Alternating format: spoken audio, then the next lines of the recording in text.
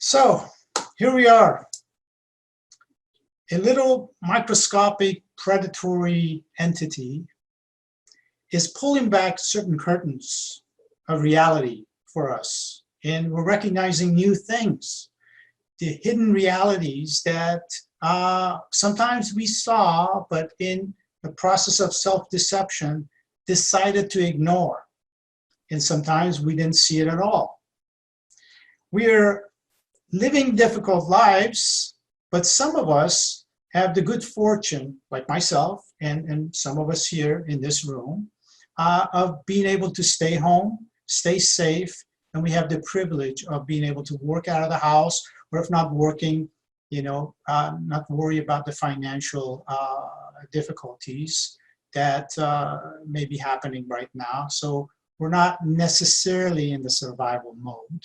Although, having said that, I realize that these anxieties that come along with isolation, with not being in contact with people, for some of us, it's loneliness. One person in a place, minus the family member contacts and so on.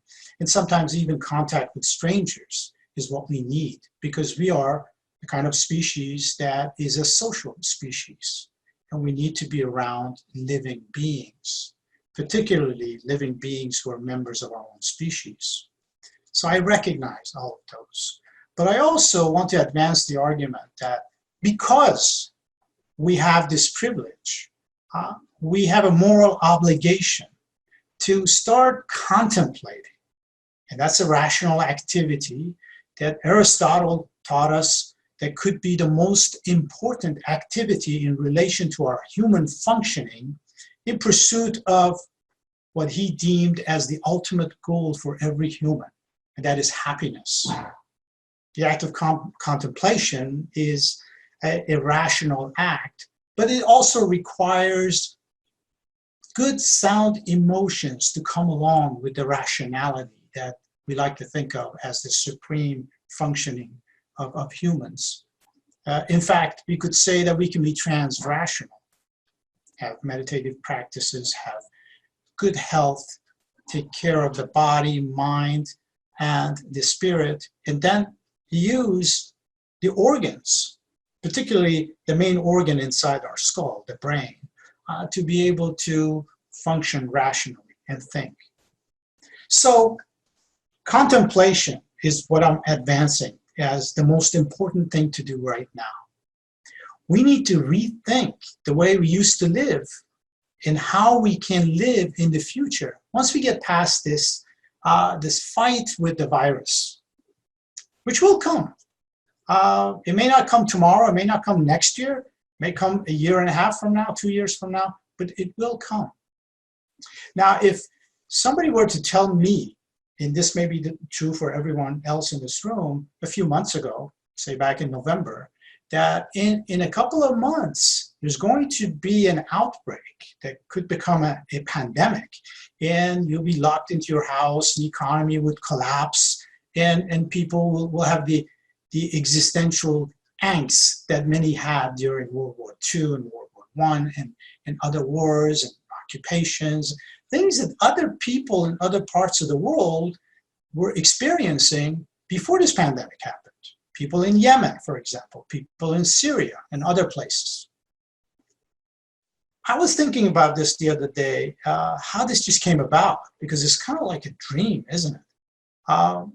And I was reminded of a masterpiece, in my view, done by Albert Camus, the French writer, who wrote in the post-war era, where Europeans were dealing with existential angst of how to remake their societies and get along and be able to prosper and be able to find each other as fellow human beings, as fellow members of their own families. He wrote a book called The Plague, which is so applicable for us to read in this day, in this time of COVID-19 crises. So I started turning the pages on The Plague. And contrary to what some people might think of existential writers, I think Camus' message in The Plague is a very constructive message. It's a warning to humanity that do not get attached to arbitrarily valued things such as material possessions, property, or other things, feelings of depression about things that we don't have, all the while ignoring health, ignoring human connection, ignoring things that we're capable of, things that we cannot touch by fingers, but we know they exist, such as love, such as compassion, such as empathy, and all of these things. So the Camus story is about this coastal town. It's a small town. It's relatively prosperous, and people are very much into making money, functioning every day as functionaries of that little community, and they are kind of isolated individuals rather than members of a community that is interconnected. And the plague comes. It's a virus that's transmitted from rats to humans, and people start falling, very much like what's happening around the world. Well, our focus is the United States. That has nearly 60,000 deaths as a result of this pandemic. And we only comprise of 4.25% of the world's population. And yet we have 60,000 that have died, and unfortunately, there'll be more. And we're starting to think and understand how societies were operating before and how they're operating now are sometimes different things. We were told that there are certain things that we cannot do in this society, for example. One example is healthcare. You're seeing how our healthcare system as a whole is deficient. It's deficient not because of the people that are inside the arena of healthcare, not because of the nurses or the doctors or the orderlies or the maintenance crews or the administrative staff and so on, but because of a system that turned healthcare into an industry rather than a human right. So one of the things that we can contemplate for the future, not a distant future, but a near future, is how we can get a hold of healthcare and make it a human right. Make it available to every citizen in this country. And not think about whether it's going to be a profit-making entity or not. Not think about whether we can afford to pay for it or not, because we're finding out that this whole argument that how are we going to pay for all of this was a myth. Very quickly, the government in so-called democracy was able to write a check for corporations, for small businesses, for people who are out of work, and say, well, here's some money for you.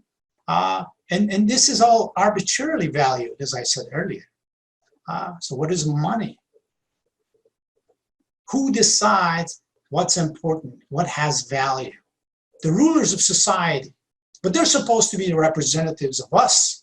So these are some of the realities that we are discovering in many ways, and we cannot deny. I mean, can you imagine after all this is over, people wanted to go back to work and work for $10 an hour, whatever the minimum wage is nowadays, 7.29 per hour? Those frontline workers that they're risking their lives right now, they deserve much better. Teachers deserve much better. Nurses deserve much better. So these are the real heroes. These are the people that are making our society work. We're recognizing that. So when it comes to contemplation, there's another element that is a requirement prior to this sort of contemplation, because what I'm talking about is transformation. I'm talking about personal and social and societal transformation. That's not an easy task. It requires much courage. And I'm reminded of a famous quote by William Butler Yeats. Some of you may have heard this before. It says, he said, it takes more courage to examine the dark corners of our soul than it does for a soldier to go into battle. And it's so right. It takes courage to be able to look in the mirror, proverbial mirror of our consciousness, and find dark little corners and go in there and examine those corners. See, what is it that I can do differently so I can be a good person? Because everyone thinks, that's the general assumption, that most people think that they are good people. But good people are capable of doing bad things or being complicit with bad things. And this is where the problem of consciousness is looming very large. What is consciousness? How are we conscious of our actions? How are we conscious? Do we have free will? Are we predestined? Are we genetically, is there a genetic prescription for the way we are and the way we will be, and so on? So before we can muster up the courage and start doing the act of contemplation and thinking about who we are in this world and how we are interconnected with others, and we are recognizing that with this shelter in place and all the isolations that come along with it and all the anxieties that are produced as a result. And we are seeing that we are interdependent. What happens in Bangladesh affects us, and what happens here to us affects people in Bangladesh. What happens in China affects people in the United States, and what happens in India affects people in Sweden. I mean, these are glaring truths. These are facts. It's not like theoretical, musings and so on. So we have to think about those things. And then, again, think about the meaning of consciousness. So when we think about consciousness, I think sometimes automatically we're thinking about mind, body, and for some people automatically, and for others perhaps it's an area of investigation, whether there is such a thing as a spirit, as a spirituality, soul, and so on. The mind-body problem has been something that philosophers and scientists of different areas of science have been grappling with for centuries. But the truth of the matter is, because we are human beings, and we can be rational, irrational, and hopefully get to a point where we can be transrational and recognize that emotions and spirituality, all of these, the mind-body-spirit complex, is a process that we call consciousness. Now, there is no single theory of consciousness that everyone can agree upon, and that's a given. But everyone seems to agree that there is such a thing for not only human beings, but other members of the ecosystem, such as elephants and monkeys and dogs and cats and so on, that there is such a thing as a different level of consciousness for them as well. And this can be, by extension, given to other members of the ecosystem, even trees, people, muse that have consciousness. So before I get into the nitty-gritty of the mechanics of consciousness, I want to share with you a story that kind of explains how consciousness operates. This is a story attributed to Lao Tzu, who is allegedly the author of Tao Te Ching, the main book for philosophy of Taoism, Tao being the way in Chinese. It goes something like this. Lao Tzu is telling a story about a dream that he's had.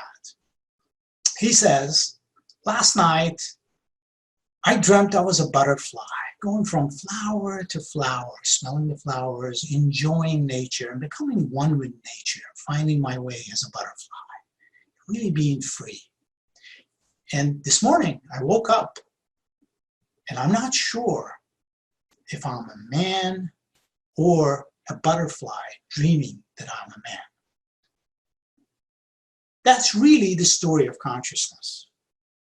It's like a dream within a dream, which is something that Edgar Allan Poe wrote a famous poem about. If you have time later today at the end of the talk, I'll share the entire poem. It's a very short poem, The Dream Within a Dream, for those of you who've never read it or heard about it and so on. It's brilliant, brilliant expression, humanistic expression of consciousness. So the problem of mind, body, and spirit, and the problem of consciousness, we cannot subtract the body from the whole process, right? So we have this complex organism that we call the body, right? Made up of different organs that do different functions, and yet once they're integrated together, right, they create this really complex and sophisticated system of organism that does many things, including imagination, including the kind of things that we're doing right now. Being able to think about different things. Like right now, you may be listening to me very closely and acutely, but at the same time also thinking about a whole bunch of other things. And this has been proven that we're capable of, and we do all the time, regardless of where we are, right? Then there's the issues of focus and attention. And then when I talk about contemplation, there are techniques that can help us contemplate better. And those are meditative techniques and taking care of proper nutrition and taking care of the body through exercises with different parts of the body, parts of this organism. But coming back to the organs, there is this big organ inside of our skull, and I think my head is a good one to illustrate, so I'm not going to give you any complicated diagrams and so on. This fatty organ inside of our skull happens to be, based on scientific empirical evidence, responsible for facilitating what we may think of consciousness at a sensory level, like the five senses, but also something else. This process that we call thinking, right? So how does the brain work?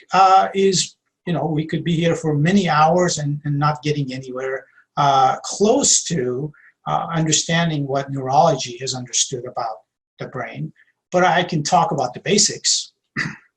Even the neurologists would admit that whenever they're looking at the brain and studying the brain, they're walking into a dark room and they're kind of like feeling things out. This is how they deal with understanding the brain. They feel things out, they experiment, and they grab the data, they analyze the data, they come up with theories, and sometimes those theories make a lot of sense, and sometimes those theories are thrown out the window.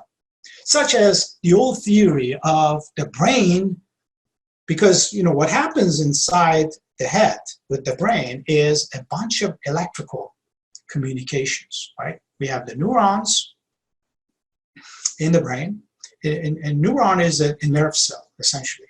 And we have approximately, and this is a fact, approximately 86 billion neurons. On average, the average human being has 86 billion neurons in his or her brain.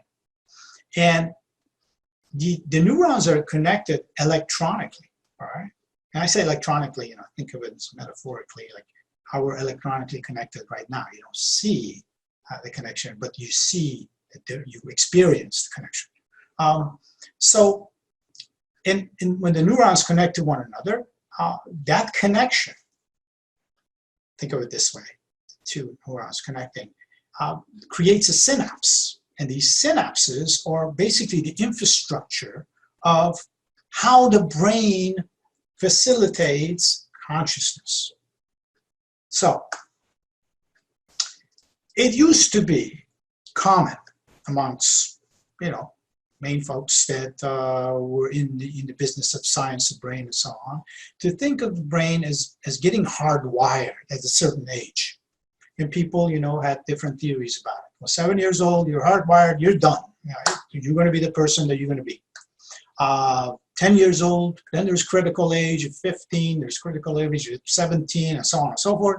But over the years, based on experiments, based on collection of data, empirical data about how the brain operates, those theories are out the window. The new theory that makes a lot of sense, because the facts that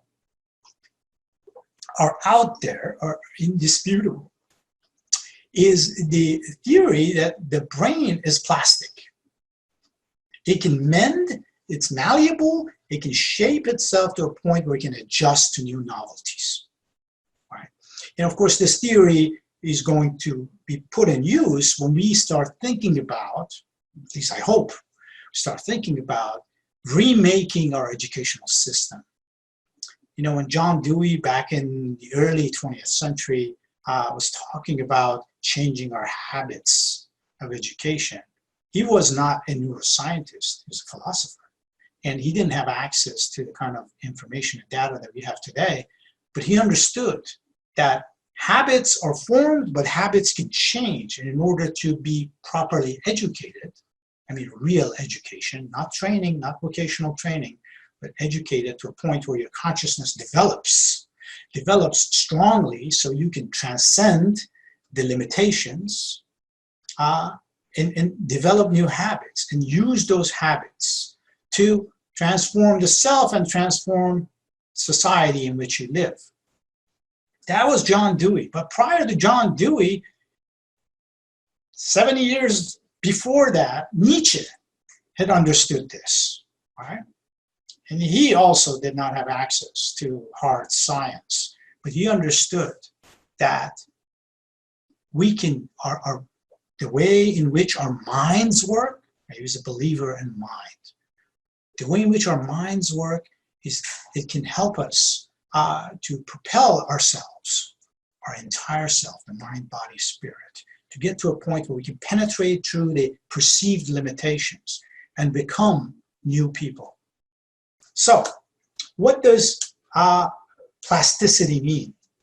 Plasticity tells us that the synapses that are at work, sending information from neuron to neuron in the brain, and then being externalized with our behavior, the way we think, and the way we contemplate new ways of doing things, or repeating what we always do, and so on. Plasticity allows us to change. So, neuroplasticity is the dominant theory right now. And the neuroplasticity of the brain theory tells us that at any age, in any given time, we can change. We can change our behavior, we can change our perceptions of the world, and with our intentions, we can make change happen as well. So I've had a good fortune of talking to some top neuroscientists in the past year or so, and kind of understanding this at the, at my own humanistic level, of how this is possible. There is a fellow by the name of Alvaro Pascual Leone. Right now, he's at Harvard Medical School, in charge of a project of neuroplasticity, focusing on neuroplasticity. But prior to that, he was at the Institute of Health Sciences. And when he was at the Institute, he did an experiment that may not be so famous, but it's been written in different places. And he confirmed this with the interview that I had with him. He did something really interesting based on the hunch that he had about how the neuroplasticity works. He recruited some people who had never played a musical instrument. And he taught them a simple melody with, tones, repetitive tones and so on, very simple stuff that, any layperson could learn, and taught them how to play the piano that way. And he conducted an experiment over 5 days. He divided the people that he had recruited into two groups. One group sat behind the piano and played the melody. for 2 hours straight, over and over and over, habitually, for 5 days straight. And another group, he asked those people to sit on the bench in front of the piano, but not play the piano, but imagine in their heads that they are playing it for 2 hours straight, 5 days in a row.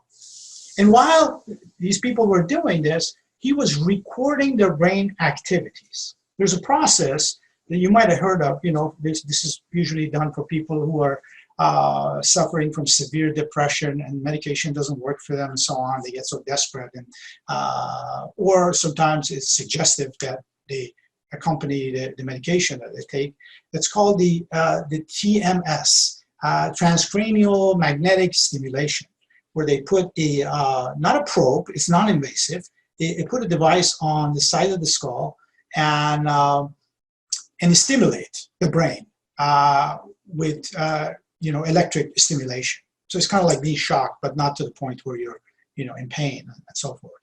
And that creates images that can be recorded, and the activities of the brain and the functioning of the brain, whether it goes up or down, to the left or to the right, and all of that can be recorded. So he did this with these people that were playing the piano, and he recorded his findings. And at the end of the experiment, he compared the recording of those who were playing the piano and those who were not playing the piano, but imagining that they were playing the piano, right? And remarkably, they were extremely similar. In other words, these people did not play instruments before, so their brains didn't have the habit of finding the keys and thinking about the tone and the melodies and so forth. But they developed this new habit. They played, or they thought about playing. They imagined playing. The brain activity was the same, which leads me to believe in the power of intentionality, right? In the spiritual practices, people talk about intentions. So if you intend for something to happen, if you intend for good feelings, good thoughts, good wishes to go to someone, you can send those things to them. Culturally, we practice this all the time. Somebody writes a note to you. It could be on social media saying, I have a family member who is sick at the hospital and so on. And please have that person in your thoughts and prayers.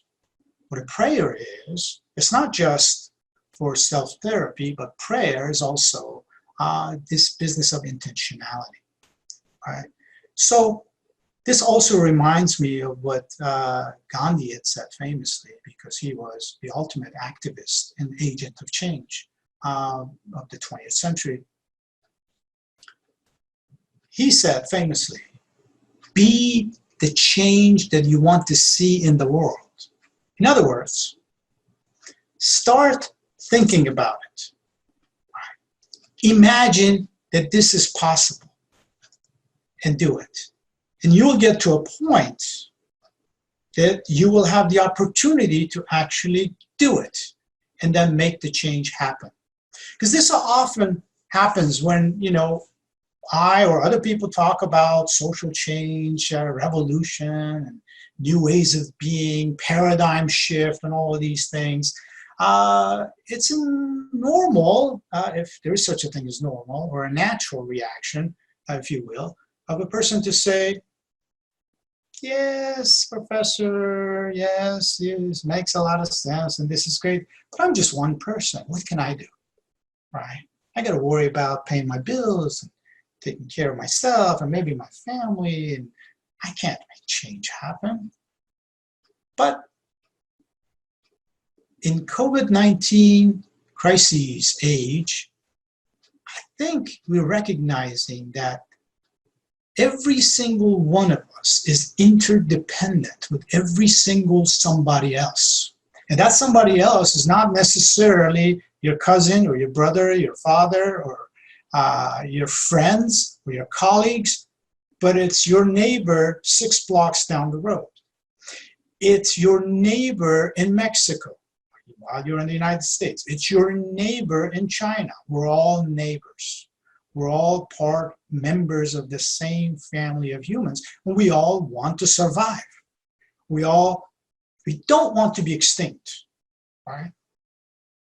If we have the intention of survival, then we will recognize that a different world is possible. And it is happening in many ways. I mean, you cannot refute the fact that because people are not driving around in different cities, smog is lifted, right? You can see clearly the sky. You can see the stars. The Taj Mahal can be seen from a mile away and perhaps even farther. Something that didn't happen up until, the shelter in place for 1.2 billion people on Earth.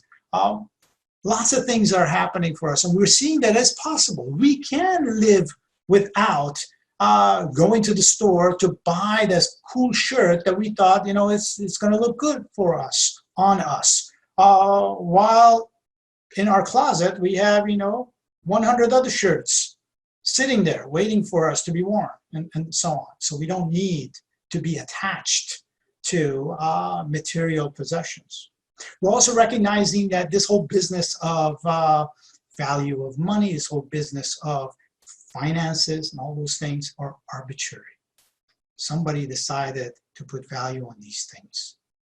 If we truly live in a society, human society, where we are cooperating with one another, we're going to find ways to create the kind of market economies that is not predicated on greed, not predicated on individualism, but predicated on social beings, social cooperation, where you can have prosperity, but everybody else can have prosperity too.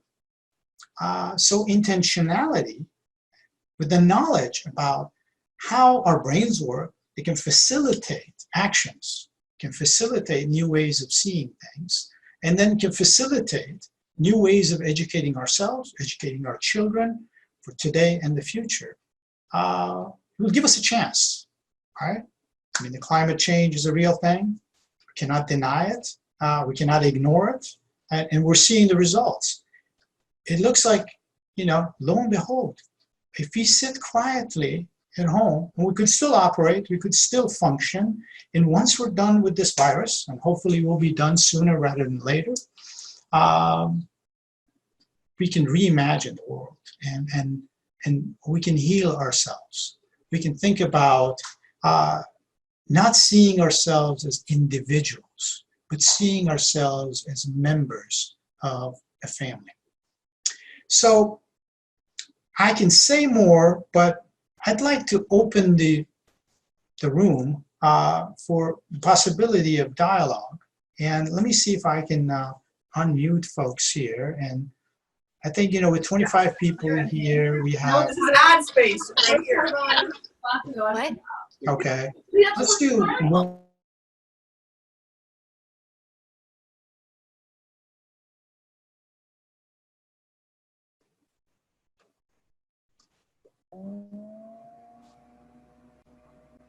Okay.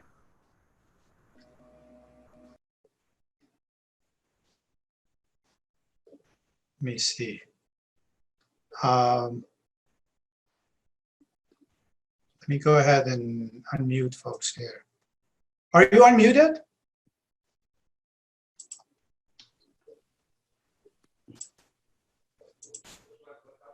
Tony, I think Joel has asked people to stay muted unless they have a question.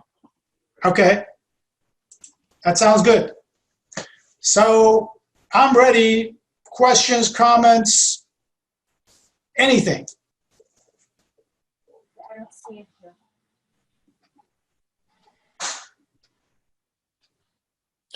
Tony, I was just wondering, and I don't want to take you off track, but what you thought of, and when I first heard about you coming to CIHS, I was fascinated about your acumen and what you think about the influx of AI into every aspect of our life.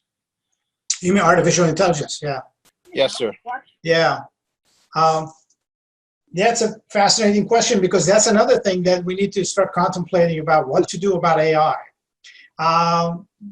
There is the theory of singularity that has actually, there are 3 different theories of singularity. I think we need to at least address that very quickly before we can talk about, what is AI doing to us, the impact of AI on our consciousness of who we are and what's going to happen and so on, and recognize the importance of this. One theory is the cosmological theory, where we're going to become one with the cosmos and reach, what in Buddhism you might think of as nirvana, which nirvana, it literally translates into annihilation, right? Not in a destructive sense that, oh, I'm annihilated, this is it, it's over, I'm dead, right? Not thinking about death, I'm thinking about, well, you annihilate and you become one with the universe, and then it doesn't matter. You're in this body where you are, none of this stuff applies anymore. That's one theory.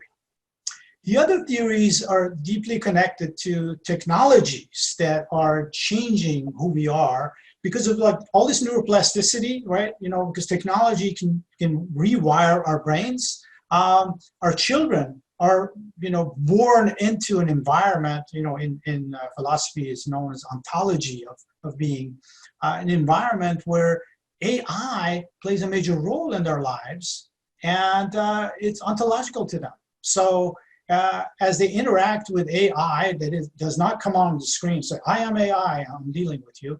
But every time, right, they're dealing with their phones, every time they're interacting with people vis-a-vis technology and so on, AI is operating, right? So one theory goes as follows. It says, we'll get to a point where we develop a kind of consciousness that becomes intertwined with AI, because human beings create algorithms, write the algorithms, and then decide, the outcome is going to be this or that.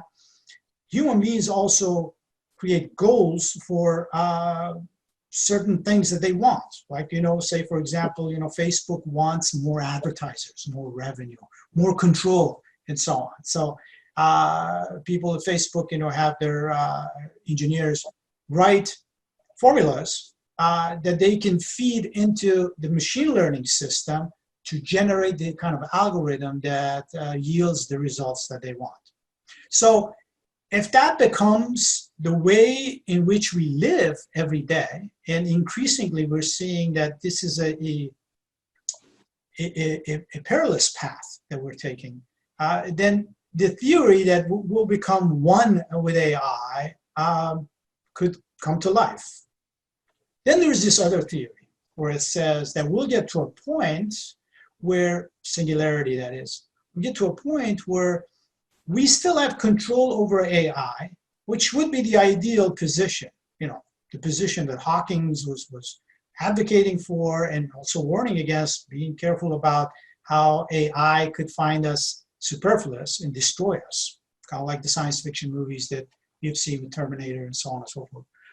But this other theory is that we could be the people that are enlightened to a point where we're creating apps to actually help one another, rather than creating apps to manipulate each other into becoming our slaves, and then later AI generating those apps and then making us the slaves of AI.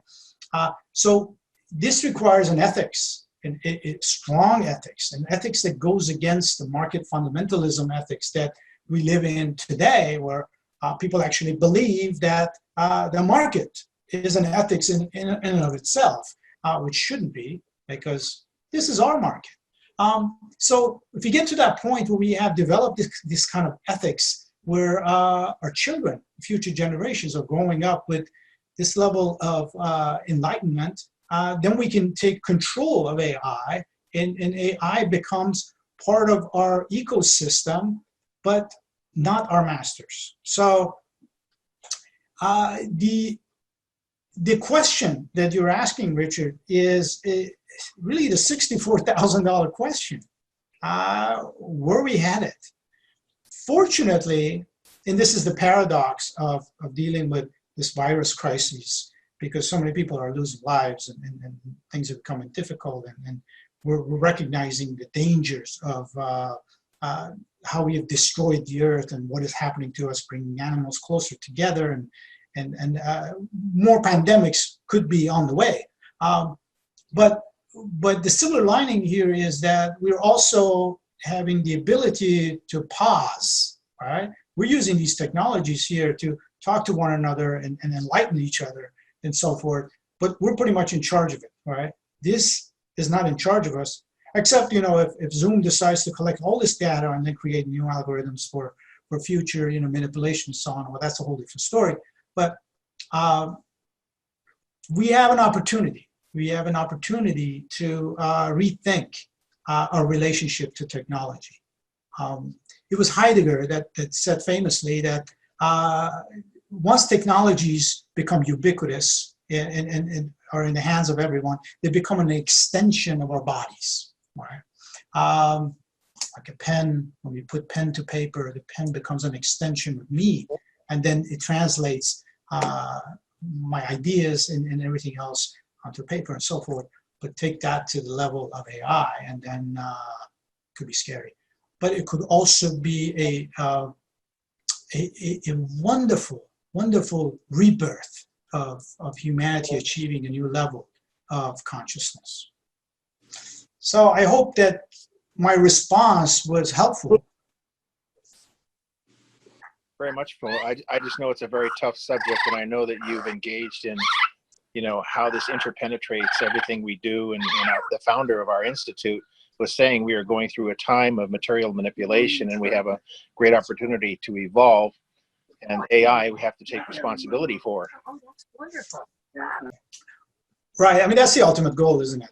To evolve. Has progress brought us to a point of, evolutionary point where we are really enlightened, or are we just, chasing our tail century after century and coming up with new cool tools to basically create the same narratives that were created centuries before? And that's the ultimate philosophical question, which is fascinating to think about. And all I can do, or all of us can do, is generate new questions around that question, which is the point of living in many ways, isn't it? Can I just... Thank you. Yes. Can I just ask a question and comment regarding your last interpretations? Please, please. Let's get started with this memory. 40 years ago in England, London, Noam Chomsky came over for speech, and I was one of the participants, and I asked him exactly 45 years ago, I asked Noam Chomsky, what is consciousness? It was remarkable that you just talking about the consciousness, and that was my question from Chomsky 45 years ago. And his first response was that, I don't know. Mm-hmm. And of course, he started after that a little bit, but his first response was, I don't know. Then that's just a memory of consciousness and no Chomsky. But regarding to questions and AI and philosophy on that and all this, as someone coming from tech and working experience with AI, Mike, actually, this is very seriously these days thinking about it, that with a new disruptive technology that is coming, I mean, not just AI, 3D printing, quantum computer, genetic editing, and all this, and they are not destructive anymore, they are destructive. They are changing all the structures of modern era that we have. My question is this: we build the modern era under the philosophy of the 200, 300 years ago, 17th century, 18th century philosophers starting thinking about these things, they create an awareness that under that awareness, we build up the structures of our modern time, government, market, democracy, and all that. But now, in this shift of paradigm that we have, and the destructive technology is coming, the awareness of human about himself and the world is totally different from that. So we don't have that base of philosophy, conversations to give us the awareness to deal with this problem, existing problem of now. So the dogma of Nietzsche, the dogma of Kant, the dogma of Spinoza, in regard to this human right now is very obvious. So very first thing, we need to start thinking philosophy in regard to post-industrial age, post-human age. Thank you. Okay. I could say just a few words here in response, because what you're saying is all right out there in front of us, right?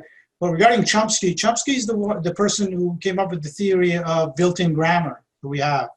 That everybody is born, which is existential, right? Existence precedes essence. We're born with this equipment inside of us, the brain and other things that facilitate the ability to learn languages. That was the first technology that helped us find new ways of being and so on. Technology of spoken language. Then, this talking about, previous philosophies that have given us prescription for living in creating paradigms of human societies. Descartes, famously said, "I think, therefore I am," and then there's a separation of mind and body, but people are not thinking in those terms anymore, as you correctly pointed out, because of the paradigm shifts that we had, the new ways of seeing how things are. So I'm thinking of the Samuel Beckett, when he said, he was a playwright and he was a fiery guy and he dabbled into all kinds of ways of being. He said, "You ever tried, ever failed?" He said, "No matter. Try again, fail again, fail better." And this is really what we should be advocating for. Recognizing that we're kind of like, what Chomsky says, I don't know, right? We don't know. We just make things up as we go along and we experiment and we take courage with us to be able to penetrate through what we think are our limitations and find new ways. And then we fail. And then we try a different way and we fail. We keep failing better. So really, that's all we can do in many ways.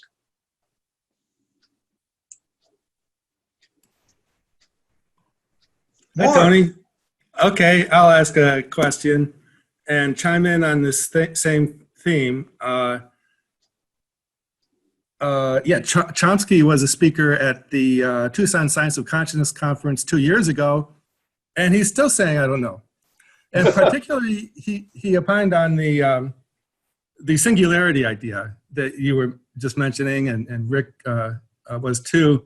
And Chomsky, he was on the side of that. He doesn't think that really will apply to humans because probably there's something non-algorithmic about human consciousness. There's something not reducible to a computer program. And on the AI, 25 years ago, the IBM computer Deep Blue beat the world chess champion. I was a player of the Asian chess game called Go with white and black stones. It's kind of bigger than chess, and at that time, computers were not very good at Go, and I was hoping that they would never beat the really good Go players. Computers would not be able to do that because there's like an art involved because Go is such a big game. But then, lo and behold, 5 years ago, AlphaGo artificial intelligent computer beat the world Go champion. Right. It was really kind of sad. But, and AlphaGo started to make some moves that the Go professionals said humans would never have thought of. And the top human players are probably getting better because of that now. Mm-hmm. So, but I don't know, what's the thought on, is there something categorically different about human consciousness, probably non-algorithmic, and connecting with quantum collapse of the wave function that means that we will never be reducible to a computer consciousness? That's this is the question that scientists, philosophers are still grappling with, right? The human consciousness. One thing that it's by the way, the question that came to the floor comes from Dr. Brophy, who is president of our institute, and we're honored that he is attending this talk. And I appreciate Thanks for being with us, Tom. So one thing I can say is I just look at like this whole business of Go. I remember reading about that and thinking, oh my God, how did they do this? Because Go is like a never-ending system, right? It could have all kinds of combinations, and only humans can do that kind of computation and so forth. And yet here we are, a computer, AI rather, beating it. So AI is only as good as what we feed it, right? At least right now, right? There are people who contend that at some point AI will develop consciousness. In fact, I've written about it, on the fictional characterization of that with the movie Her. Some of you may have seen it. But that's all fun musings about this sort of thing. But right now we know that that is not the case, where AI does not have the kind of consciousness that human beings have. AI cannot develop compassion. AI cannot develop empathy. AI cannot love, although in the movie this happens, right? And yet AI transcends that and then goes to another realm. AI cannot love, right? This course that we teach at the Institute, Ex Machina, there's a movie called Ex Machina where a very smart person develops this robotic system. Basically, it's a misogynistic approach. It's a woman that satisfies its needs and is making need, and then she develops a consciousness and becomes the destroyer and so forth, which goes back to the old approach of femme fatale and so on. But I don't think that we're going to see a consciousness of like humans developing as a result of AI taking over our thinking about organizing our societies and so on. But I have learned to never say never. So can something like AlphaGo develop the kind of quick thinking that we have? Well, right now they can't, because think about it. You tell a 4-year-old child what a cat could look like and not show him the cat. Say, well, this is what the cat looks like, his ears like this, fur, etc. And then as soon as that 4-year-old goes out and sees a cat, recognizes, oh, that's a cat because my dad told me that this is what a cat is. But you try to do that with AI, say, explain all that, it could easily get it wrong, right? And it does often. But you got to feed it lots of images of different cats and different poses and different species of cat and so on. Then it can recognize it. And that's what facial recognition is all about. So that really gives us clues to the notion of consciousness. But then at the same time, we always run into the ultimate question of what is consciousness? But, like I was, telling Richard, the journey is a wonderful journey. It's like Sisyphus, going up, rolling the boulder up and the boulder rolling right back down. But the Sisyphus does not give up. well, it's his punishment, but at the same time, at least according to Camus, picks it up, and the process is what matters. So we as human beings have the ability to engage with the process. We have given that gift, the spiritual gift of consciousness, but AI doesn't. But what if this becomes the future, singularity, and then it's the human consciousness kind of incubating, and then at some point integrating with AI. It's a delicious thought to think about, I guess, at the same time, frightening.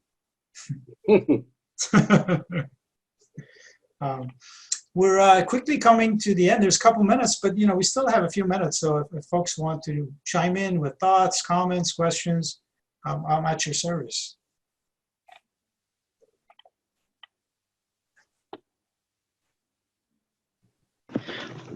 If I may comment, I'm just going to shoot out here because I am finding this conversation initially kind of difficult to process because I'm hearing a lot of philosophical angles, and I'm coming from a psychological background. And, so when I think about consciousness, I think about the subjective and objective exchange. And when I think about memory, I think about how human memory, one retains a stronger memory when there is actually an emotion involved. And I think that's where maybe AI is missing at this point in time. And again, when you have individuals that are having different perspectives and they're communicating with each other, and there is a subjective conversation and one tries to explain and prove their point, I would imagine in that learning process there is, as you would say, an enlightened consciousness because they've learned something unique. But I don't see that at this point with AI, because AI, I think, is more of something that you kind of pour into. And it just takes the information that is formed into it versus, let's say, the human consciousness, which is constantly evolving and constantly changing. And I think that's how I see an enlightened consciousness. It's a process that involves subjectivity. It's looking at the trees in the forest versus what I think AI is at this point is seeing the entire forest but cannot see the detail. So this is kind of what I'm understanding or picking up in this conversation from a psychological standpoint. Yeah. That it's a human process of enlightened consciousness at this point in time. I appreciate that perhaps later in evolution that, I think of the Borg, in Star Trek, where you will be assimilated type of thing. And so I can see that maybe going in that direction, but better, let's say. So I think that's the human process is assimilation and integration. And I can see that for the better, that maybe that we did create this technology, this AI, why not utilize it? That's where my thoughts are. Thank you. That's food for thought. And I agree with you. I think our psychology is something that separates us from AI. But then there's something else too, because whenever I engage with these discussions, I like to see if I can discover other dimensions to this. And one of the questions that I've always had, ever since, I started picking up, science books at the elementary school and so on, people telling us that there's such a thing as atoms, such a thing as elements, and so on. We are made out of atoms. This cup is made out of atoms. But why is it that I perceive this cup in its solid form? And I don't see it as atoms just kind of like moving about, right? It's solid. This is perception, right? So could it be that we are perceiving our consciousness as being, for lack of a better word, more sophisticated or supreme to the consciousness of systems that we develop, such as AI. And then we interact with that. Could it be that we don't have the ability, as Immanuel Kant mused, to transcend and get to a point of seeing the true reality of things, like going past the solid form, being able to see the atoms. We put a microscope onto a virus, a surface that has virus on it, and we can see the virus, right?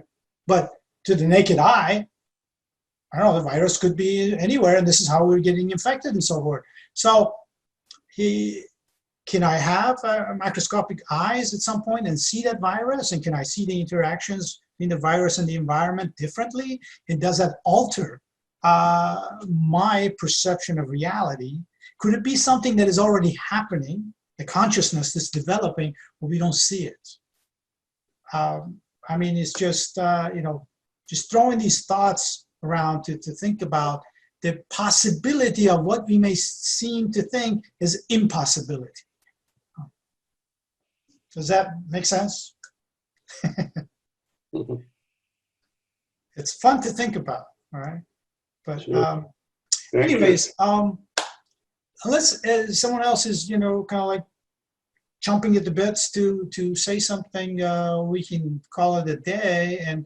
But before we call it a day, I want to sincerely thank everyone that came, everyone who has the intention of doing good things in the world. And let's hope that we can find a paradigm shift once we're over this crisis on a global basis, and find a place where humanity is cooperating with itself as well as the earth and the rest of the universe. So farewell for now, and see you next time.